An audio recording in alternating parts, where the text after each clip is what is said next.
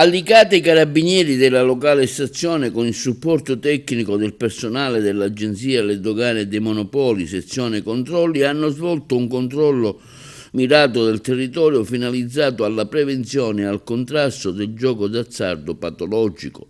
Nel corso delle attività sono stati sottoposti a verifica 2 esercizi commerciali del centro città. Nel primo caso, presso un'attività ubicata in centro, i militari hanno riscontrato la presenza di 5 apparecchi automatici da gioco privi di attestato di conformità e non collegati alla rete telematica, per i quali non risultava autorizzata l'installazione.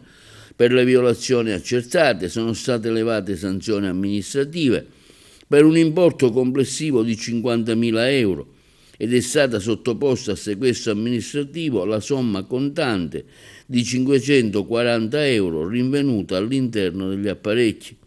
In esito alla successiva verifica effettuata presso un secondo esercizio commerciale, sempre al centro città, sono stati rinvenuti 3 ulteriori apparecchi automatici regolari, anch'essi privi di attestato di conformità e non collegati alla rete telematica, installati senza la relativa autorizzazione.